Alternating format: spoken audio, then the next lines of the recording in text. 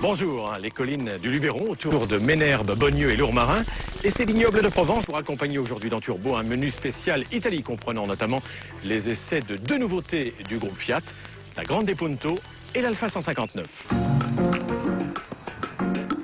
Chaque année, chaque mois apportant son lot d'innovations technologiques, on va s'habituer de plus en plus désormais dans nos nouvelles voitures à avoir la visée tête haute dans le pare-brise, à être averti qu'il y a crevaison par un signal au tableau de bord, à ce que nos phares s'allument dans la moindre obscurité et que les essuie-glaces se déclenchent à la première goutte de pluie. Eh bien, dites-vous qu'un jour, il n'y aura plus de colonne de direction entre le volant et les roues. Un simple fil électrique.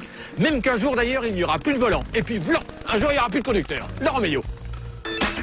Et oui Dominique, depuis plus d'un siècle, l'automobiliste est habitué à tenir un volant entre ses mains, mais pourtant une révolution se prépare. Il n'y aura bientôt plus de liaison mécanique entre le volant et les roues.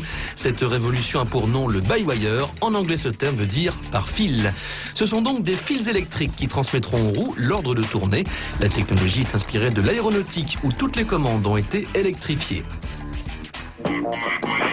Citroën a conçu ce démonstrateur, la C5 by-wire, pour montrer que la technique était au point pour l'automobile. Quand on entre dans l'habitacle, première surprise, il n'y a plus de pédales, toutes les commandes mécaniques sont regroupées au niveau du volant. En appuyant sur des palettes, à droite comme à gauche, on accélère et pour s'arrêter, on appuie sur l'une de ces deux gâchettes derrière le volant. Vous aurez noté que l'on retrouve les commandes classiques d'éclairage, de clignotant, d'essuie-glace et de klaxon. Voilà pour la théorie, passons à la pratique, ici sur les pistes de Satory, à l'ouest de Paris. Alors en fait, le plus extraordinaire, c'est que les pied gauche, pied droit, ne servent plus à rien, puisque tout est fait en fait à partir du volant, accélération et freinage, ce qui fait que je peux étendre mes jambes et vraiment me reposer. Les parcours sont beaucoup moins fatigants.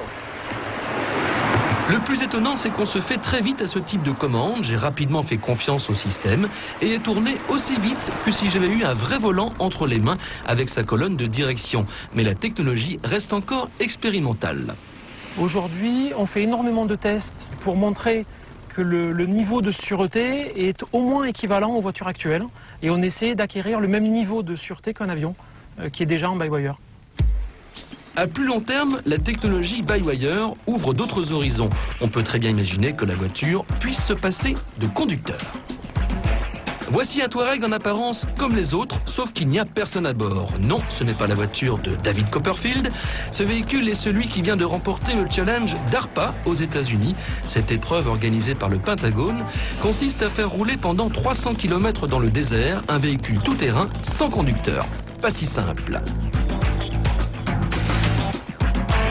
La voiture doit être capable de détecter les obstacles grâce à des caméras et des capteurs radars. C'est un ordinateur qui transmet l'ordre d'accélérer, de freiner et de tourner les roues.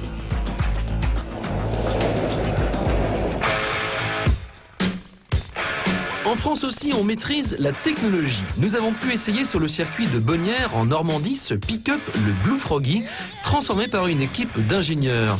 Nous vous proposons maintenant de faire un tour sans toucher au volant. Avouez que c'est troublant. À présent, l'image de la piste vue par la voiture et ses capteurs. Pour ce chercheur, pas de doute, c'est l'avenir. En termes de pollution, c'est extrêmement intéressant. En termes de sécurité, une fois que les systèmes seront très au point, c'est vraiment très très intéressant. Et je pense réellement qu'on va aller dans ce sens-là. Bientôt plus de pédales et peut-être un jour plus de pilotes. L'automobile n'a pas fini de nous réserver des surprises.